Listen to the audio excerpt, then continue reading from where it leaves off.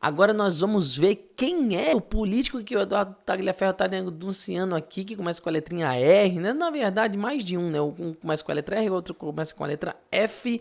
Nós vamos ver como é que esse da letra R, né, mandava as coisas oficializadas aí para o Moraes. Vamos ver como é que tá o caso do Tagliaferro também e entender um pouco de como tá essa questão dos vazamentos, a punição dos vazamentos diante do que o Tagliaferro tá revelando sobre o Moraes e, claro, o dossiê aqui do Moraes. Vamos ver tudo isso hoje, mas antes de tudo, deixe seu like, se inscreva no canal, não se esqueça que a gente posta vídeo aqui todo santo dia para te manter muito bem informado. Deixe seu comentário também, a sua opinião aqui nos comentários abaixo. Vocês sabiam que tinha um senador da esquerda que vivia no gabinete de Moraes e sempre mandava mensagem para ele no WhatsApp com punições da direita para serem perseguidas? Pois é, aliás, publicações, né? Moraes em um grupo determinado que fosse relatado. Em breve esse nome será revelado e começa com a letra R. Aí ele pega aqui, ó. Será que aquele que foi que pediu, né, a prisão do pessoal do 8 de janeiro? Então, vamos lá. Quem foi esse rapaz? Claro, né, se você chutou o Randolfo Rodrigues, você estava com a razão.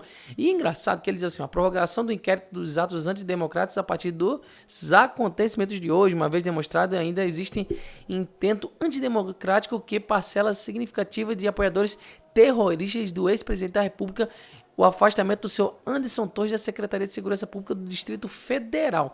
É simplesmente o Randolfo Rodrigues, ele mandava esses ofícios, mandava coisa através de WhatsApp para o Alexandre de Moraes, porque sim, cara, ele mandava coisa da cabeça dele mesmo, procurava essas coisas e mandava para ele, e ele ia lá e acatava. Tem alguma coisa errada aí. Como é que um camarada desse, ele tem total autonomia para poder fazer esse tipo de coisa, cara? Um cara que não tem nada de PGR, não tem órgão jurídico, não tem nada, somente um mandado. Isso aí tem alguma coisa, viu? Tem algum rabo preso aí que a gente até então não tá sabendo. Tem aqui, ó, o que ele vai falar aqui, ó, incrível, ó.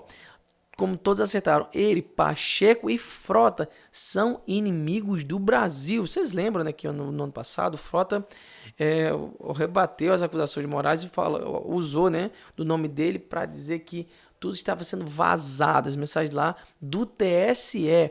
Ou seja, lá atrás, cerca de um ano atrás, o Frota já estava fazendo esse tipo de denúncia, já estava mostrando quem ele era. Porém, o caso do Tagliaferro ainda estava engateando, a gente não sabia de muita coisa, ele tinha ido para a Itália e tudo mais, teve todos aqueles trâmites. Mas também tinha todo aquele negócio aqui do Pacheco, né? Que inclusive eu já fiz vídeo aqui também no canal falando que ele é um dos principais cotados para poder ser um ministro quando o Barroso estiver saindo, né? Que o Barroso vai sair, provavelmente agora em setembro, segundo que ele disse que está descontente com muita coisa, mas a gente sabe muito bem porque que ele vai sair. Tem imóveis declarados ali em Miami e provavelmente está com medo da Magnitsky. Agora sobra para o pessoal da primeira turma segurar esse pepino, né?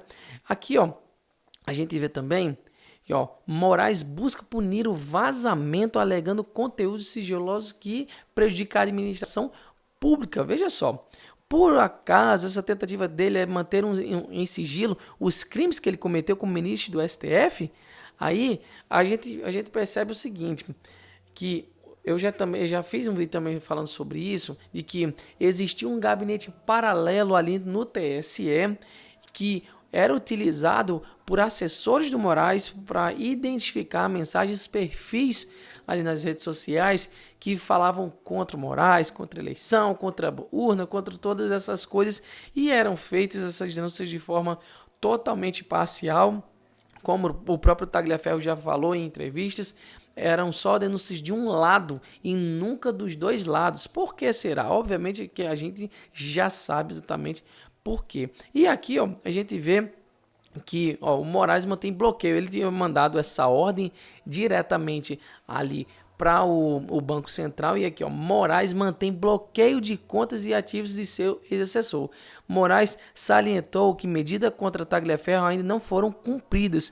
Por isso, não há motivos para reverter a decisão anterior. Ou seja, ele deu essa ordem para poder bloquearem os bens, as contas ativas do Tagliaferro, simplesmente por quê? Perseguição política. Ele foi lá, denunciou todas essas coisas, mostrou realmente o que estava acontecendo e, claro, Alexandre de Moraes, como gosta muito de fazer, usando de meios, entre aspas, né, jurídicos para poder censuras jurídicas, né, censurar esse pessoal. Aí aqui, ó, o Jorge Sef Júnior fez um post sensacional sobre essa questão do Eduardo Tagliaferro, que disse: ó, o Brasil assiste a mais um grave capítulo da escalada autoritária que se instalou nas altas cortes do país. O servidor de Eduardo Tagliaferro está sendo criminalizado pelo simples fato de ter denunciado ordens ilegais de perseguição a opositores políticos. Como eu falei, existia um gabinete paralelo que era só para poder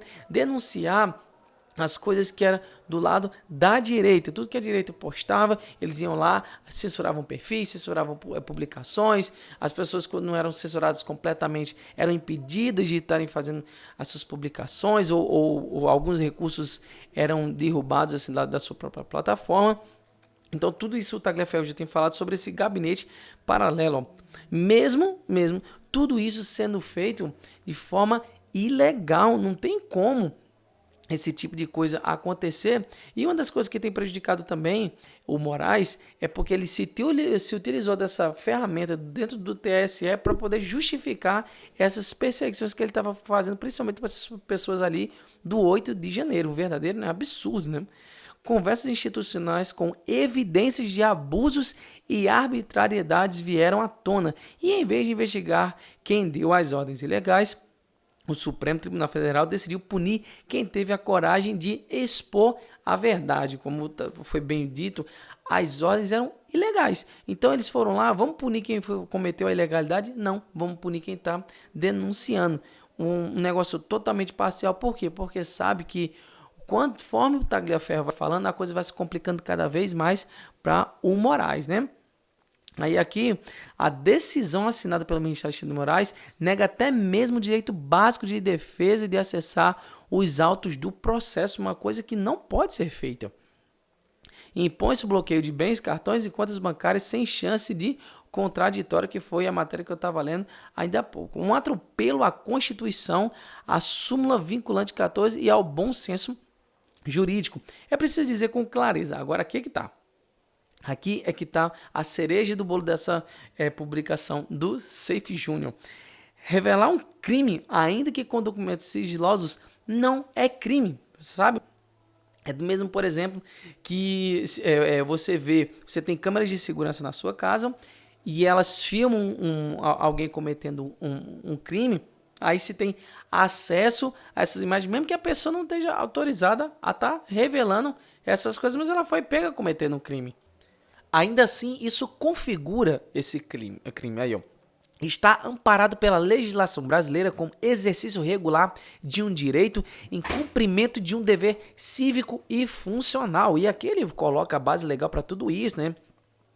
E súmula vinculante, todas essas coisas, mas aqui, ó, de forma bem cirúrgica, ele coloca: ó, perseguir um denunciante que cumpre o dever de expor arbitrariedades é inverter a lógica do Estado de Direito, é criminalizar a verdade, é sufocar a liberdade de consciência e o dever funcional. Nossa democracia não pode aceitar que o medo silencie a verdade. Todo brasileiro deve ter direito de dizer isso está errado, mesmo quando o erro vem de cima. Que é uma outra coisa que o Alexandre de Moraes não gosta. Ele não gosta de ser contrariado de forma alguma, até de uma forma talvez indireta. Quando ele voltou, agora na última sexta-feira, na abertura dos trabalhos do Supremo, ele falou muita palavra traição, de trair e tudo mais. E eu acho que ele, de forma assim indireta, estava falando de alguém ali do STF que poderia estar traindo ele e que ele poderia estar fazendo alguma retaliação. Tanto é que depois disso, só ele, a Carmen Lúcia e o Gilmar Mendes, se eu não me engano, foi quem falou. Os outros ministros ficaram totalmente calados. Isso aí diz muita coisa, que ele simplesmente pega com aquele conjunto de informações, depois daquilo ali, ele pega todas aquelas informações daquela pessoa, tem algum rabo preso com aquela pessoa, aliás, a pessoa tem algum gancho, algum rabo preso com ele, e ele vai lá, não faz isso aí comigo, se fizer, eu ferro com você. E aqui, ó, e afirmando que Quem denuncia o crime não é o criminoso. Chega de medo e chega de ditadura togada. Aí aqui a gente vê esse trabalho simplesmente fenomenal que é o dossiê, né, do dossiê do Moraes. Olha só, aqui mostra de forma, cara, de forma cronológica, cara, isso aqui foi muito bem feito. De forma cronológica, tudo o que o Alexandre de Moraes vem cometendo sobre os seus abusos, né? Recentemente, há 4 dias atrás, a gente vê essa aqui, ó, aqui a prisão domiciliar do Bolsonaro, né, que tinha sido decretada, e aqui tudo feito de uma forma tão redondinha que ele vê aqui, ó, o decreto da prisão domiciliar de Bolsonaro por suposto descumprimento de medidas cautelares. Aí aqui, ó, possíveis princípios violados, né, liberdade de expressão, devido processo legal, separação de poderes, proporcionalidade, legalidade e ampla defesa, né? Tudo isso aqui foi violado. Aí quando você clica aqui, lembrando que isso aqui tá aqui abaixo, ele vai mostrar aqui análises jurídicas, os princípios violados. Então tem toda uma informação, tem comentários aqui, como é o caso do Gustavo Gayer. Você pode ver aqui, você clicando aqui, você é direcionado para o perfil da pessoa que comentou sobre isso. No caso aqui foi o Gustavo Gayer, né? Ó, Moraes criou uma armadilha para arrastar seus colegas para Magnitsky ao referendar essa decisão absurda contra o Bolsonaro. Moraes sabe que eles também serão sancionados, né? Inclusive, eu fiz um vídeo hoje mostrando quem são as outras possíveis pessoas que vão ser sancionadas na lei Magnitsky. Vou colocar no card aqui em cima para poder você dar uma olhada. Então, a gente vê todas essas imoralidades, e essa aqui é só a ilegalidade aqui de número 78. A gente vai ver muitas outras coisas aqui. Então, olha só como é que isso aqui é bem feito. Ó. Placar de princípios... fugiu aqui. Placar de princípios defendidos, né? Ofendidos. Deixa eu ver. Fugiu aqui. Aqui. Devido processo, placar de princípios ofendidos, né? 72 casos, 55 casos. Aí ele vai falar sobre aqueles princípios que são indicados aqui do lado. Aqui, por exemplo, ó, esse negócio, ó, Dias Toffoli instaura por meio de portaria número 69 do Gabinete do Presidente do STF o inquérito das fake news e designa Alexandre de Moraes como seu condutor. Aí tem aqui juiz natural e tudo mais. Então, vai mostrando cada uma dessas coisas e cada um dos casos. Você aperta aqui e ele vai te direcionar para todas essas coisas. Um trabalho sensacional, muito bem. Eu não me lembro agora como é que é o nome do cara que fez essa coisa, mas é um trabalho simplesmente sensacional. Mais uma vez, reitero que vai estar na descrição aqui embaixo desse dossiê. E você pode estar acompanhando diretamente isso. No mais, pessoal, é ter certeza que esse cara... ele tá fazendo tudo da pior maneira possível, porque ele tá all in, não tem mais volta. Tudo que o Alexandre de Moraes tá fazendo é simplesmente porque não tem mais como voltar. Ele ultrapassou aquela linha e o Lula tá indo no mesmo caminho dele.